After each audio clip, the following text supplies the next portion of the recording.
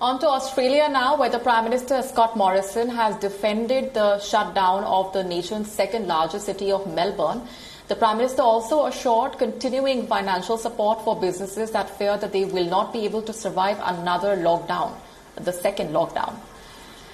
Melbourne and parts of the surrounding areas will be under a lockdown for 6 weeks from tonight because of the rate of the virus spread. Cafes, bars, restaurants and gyms will be closed down and residents will be confined to their homes except for essential business activities.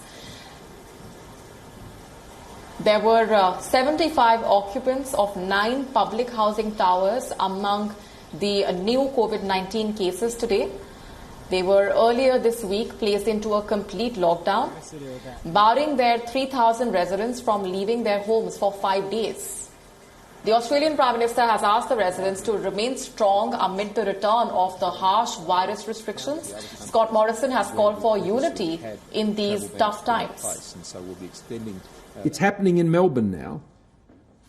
Of course, there's always the risk it could happen in other cities, and every step is being taken to seek to prevent that wherever possible. But we're all Melburnians now when it comes to the challenges we face.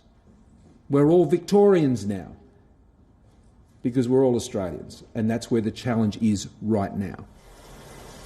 Victoria reported 134 new cases today, down from the previous day's record 191, but well over the low single-digit daily increases of the country's other 7 states and territories. Huge concern there. Victoria's borders with neighbouring states have also been closed down to prevent the spread of the virus. At the Victoria and New South Wales border, police checkpoints caused delays of more than an hour for the drivers. The state line is heavily trafficked by daily commuters who frequent the same for commuting and live and work on either side. Authorities had hastily set up a system to issue travel permits for a select group, but a website created to dispense passes crashed soon after its launch. Victoria's only other internal border with South Australia has been closed since mid-March.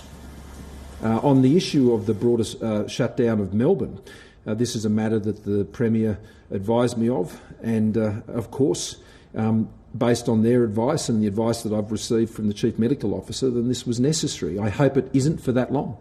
I hope it's for as short a period as possible.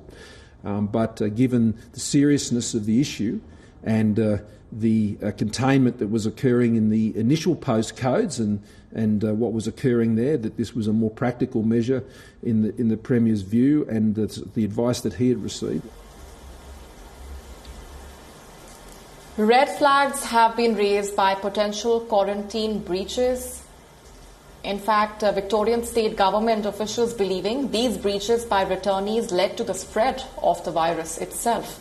Officials have started an inquiry as well. Morrison said that he would be taking a proposal to a national cabinet of state and territory leaders on Friday.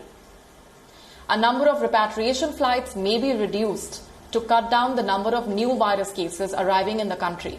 The Prime Minister is seeking to slow down the return of Australian citizens and permanent residents back to the country with the aim of reducing the burden on hotel quarantines.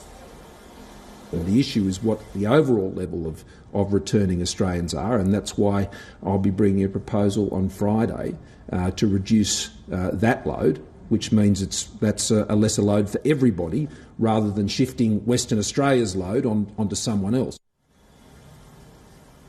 Australia has reported about 9,000 COVID-19 cases and 106 deaths from the coronavirus till now.